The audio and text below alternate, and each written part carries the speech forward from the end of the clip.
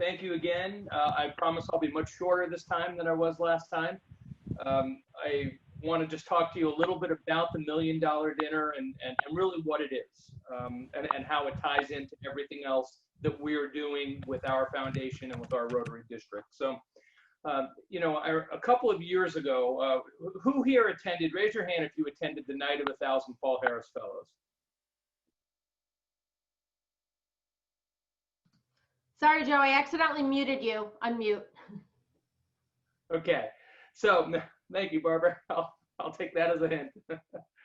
But that was a great event, and I remember talking to Alan at the time, and he had talked about the concept of $1 Million Dinner, and that this was kind of, that event was kind of like a warm up for $1 Million Dinner, and it was a great success. It was an awesome night. And then fast forward, earlier this year, this Rotary year, I got a call from Governor Peter asking me if I would consider chairing this $1 Million Dinner committee. And so here we are in the middle of a pandemic. Nobody's meeting in person, questioning what's happening to our membership, and which, by the way, our membership is good, so overall we're up. But we're several months back and really just kind of questioning, is this really the year for it? Does it really make sense for us to jump into doing this? And part of that, I think, was based on me not having a complete understanding of what it was. But at the same time, I can tell you that in mid-March, when everything shut down, one of the first things I did was take an assessment of my estate.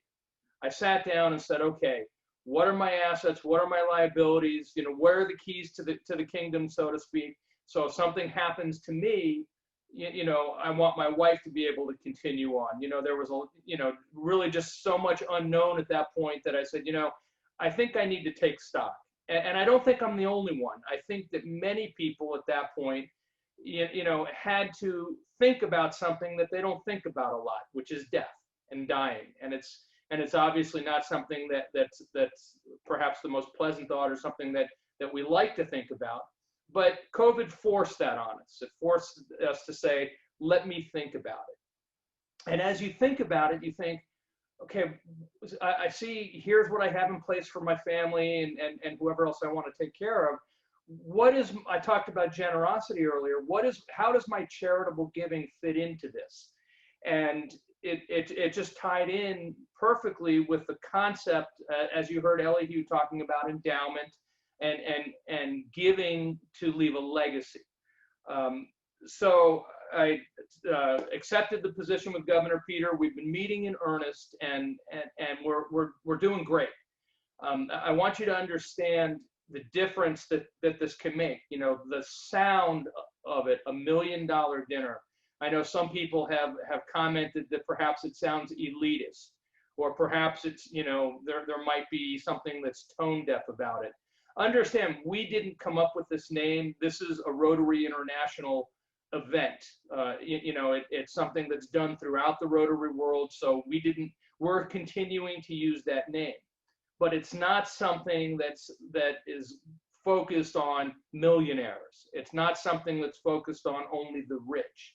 As Elihu said, it's focused on your legacy and your long-term giving. So in the example that was given, I think Alan used a $50,000 example. If you, to back it down a little bit, let's say a $25,000 endowment, it's estimated to generate $1,000 a year.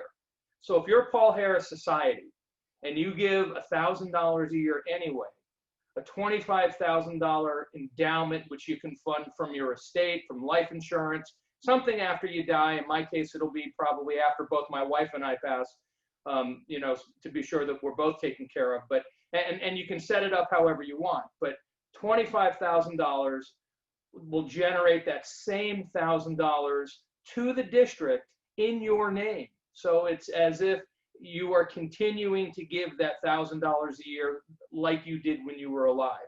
And of course, as you go up in numbers, get to higher numbers, it generates even more. So just using the example of $1,000 a year off a $25,000 contribution, understand if we hit $1 million, we're going to be looking at about another $40,000 a year in DDF coming to our district. And so to put that into perspective, you know, during my earlier presentation, I showed you some of our traditional numbers that we've given. This year, we had $92,000 of DDF to work with.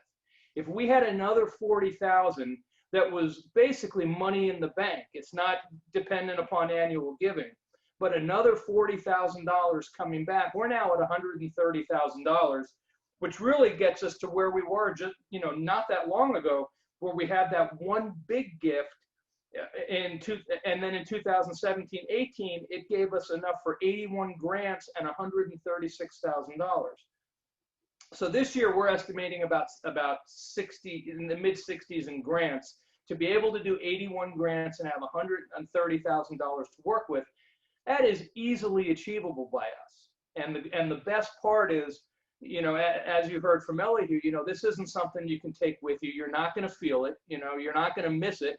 You know, and if you plan it right, no one else is going to miss it, but it's going to make a long-term difference to those who are the beneficiaries of all of the great work that we do in Rotary.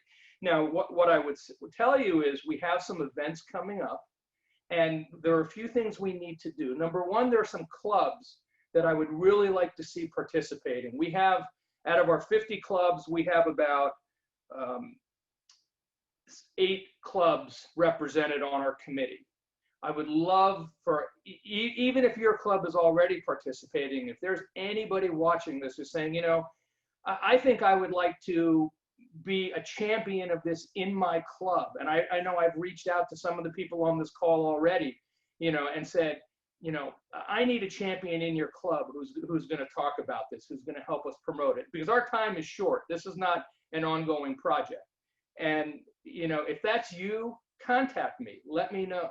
If you're thinking, you know, I would like to not only help in my club, but perhaps help at a district level on your committee, then contact me, let me know, because we really want you there.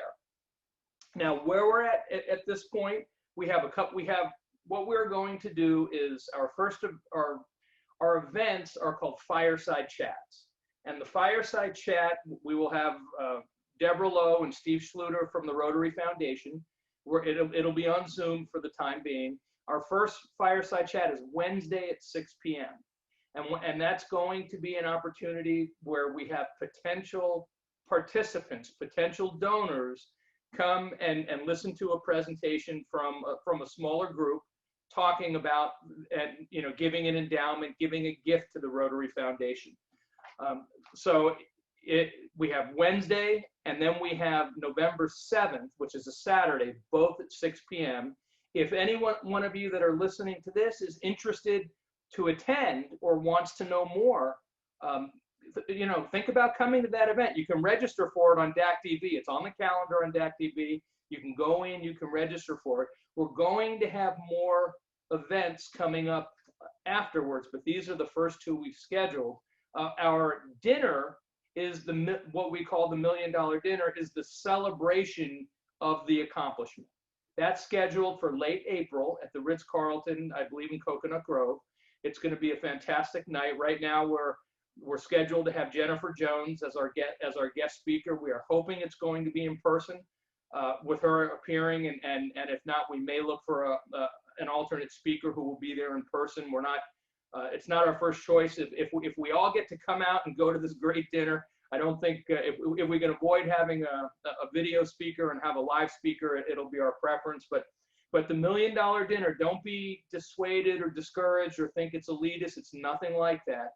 It's really the idea of establishing your Rotary legacy so that the work you do now will go on after you die and continue to fund the projects that we do, and allow us, those who are left behind after we're gone, to be able to continue in perpetuity the work that we do. So I thank you very much. I hope I covered my topics. I don't want to take too much time, but I'll be here for questions afterwards.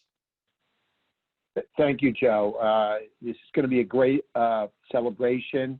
We're working hard. We're trying to get to these numbers, but we're doing it for a reason, so that we have money in our district to fund all these grants in the future. So it's all done for a good purpose.